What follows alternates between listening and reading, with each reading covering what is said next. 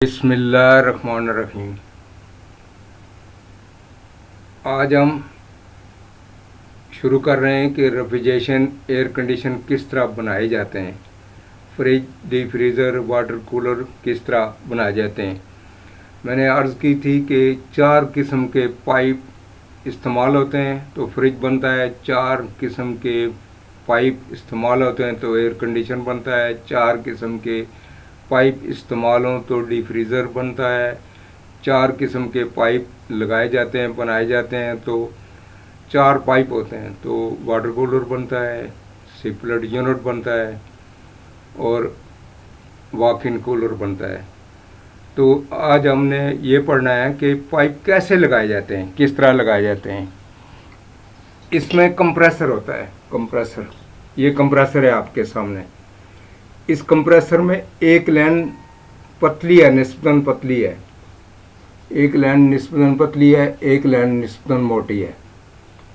एक line compressor की pipe line जो पतली है इसे डिस्चार्ज कहते हैं, जो मोटी है इसे सेक्शन कहते हैं। जो पतली है इसे डिस्चार्ज कहते हैं बाहर निकलने को। मिसाल के तौर पे अस्पताल से डिस्चार्ज, नौकरी से डिस्चार्ज, महकमे से डिस्चार्ज, कॉलेज स्कूल से डिस्चार्ज, बाहर निकलने को डिस्चार्ज कहते हैं। किसी को बाहर निकाल दिया जाए तो उसे कहते हैं डिस्चार्ज कर दिया, बेड से डिस्चार्ज। तो ये इससे गैस जो है बाहर निकलती है। इस बारीक पाइप को डिस्चार्ज कहते हैं। इसके साथ कंडेंसर को जोड़ा जाता है। कंडेंसर का एक सिरा इस पाइप के साथ जोड़ा जाता है। दूसरे कंडेंसर के सिरे के साथ, ये कंडेंसर है, कंडेंसर, इसका एक सिरा डिस्चार्ज के साथ जोड़ेंगे। दूसरे सिरे के साथ फिल्टर ड्रायर जोड़ेंगे। दूसरे सिरे के साथ ये फिल्टर ड्रायर है, इसको जोड़ा जाएगा। दूसरे सिरे के साथ यहाँ पे ये देखें, यहाँ पे ये पाइप है, पाइप को यहाँ पे जोड़ा जाएगा, पाइप को। इसके बाद इसके मोटे हिस्से को कंडेंसर के साथ जोड़ा जाएगा। इसके बाद फिल्टर ड्रायर के आगे ये कैपिलरी जोड़ी जाएगी। कैपिलरी आधा इंच इस पाइप के अंदर ले जाएं, आधा इंच। इसका सुराख खुला होना चाहिए, फ्रिज कैपिलरी का सुराख खुला आपने ख्याल रखना है। खोल के आधा इंच फिल्टर ड्रायर के अंदर करने के बाद इसको वेल्ड कर दें। इसको वेल्ड करके कैपिलरी का दूसरा किनारा जो है, दूसरा सिरा, कैपिलरी का दूसरा सिरा जो है वो वेपरेटर पाइप के साथ जोड़ा जाएगा।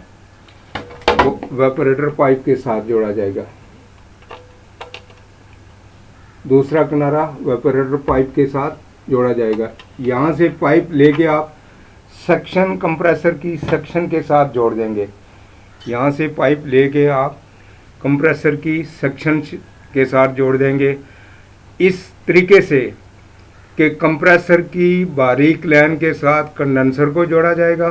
कंडेंसर के दूसरे हिस्से पे फिल्टर ड्रायर को जोड़ा जाएगा। फिल्टर ड्रायर के आगे कैपिलरी को जोड़ा जाएगा। कैपिलरी का दूसरा जो है सिरा वो वेपरेटर से जोड़ा जाएगा। वेपरेटर का दूसरा सिरा जो है वो सेक्शन लाइन से जोड़ेगा। इस तरह हमारा एयर कंडीशन मुकम्मल हो गया। एयर कंडीशन के पाइप मुकम्मल हो गए, फ्रिज के पाइप मुकम्मल हो गए, वेपरेटर अपना डीप फ्रीज़र के पाइप मुकम्मल हो गए, वाटर कूलर के पाइप मुकम्मल हो गए। इस तरह हमारे पाइप मुकम्मल हो जाते हैं। दोबारा आप सुने कि कंप्रेसर की सक्शन लाइन मोटी होती है, सक्शन लाइन मोटी होती है।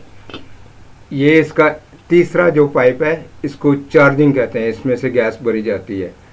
ये एक तरफ 2 पाइप हैं। ये पाइप जो है वो एक पाइप बारीक है, एक पाइप मोटा है। बारीक पाइप के साथ कंडेंसर को जोड़ा जाता है। कंडेंसर का एक सिरा, जो मर्जी आपका कोई भी सिरा कंडेंसर का जोड़ दें, कोई फ़र्क नहीं है कंडेंसर का। ज़्यादा कोशिश करें जो ऊपर की तरफ जा रहा है सिरा उसको जोड़ा जाए।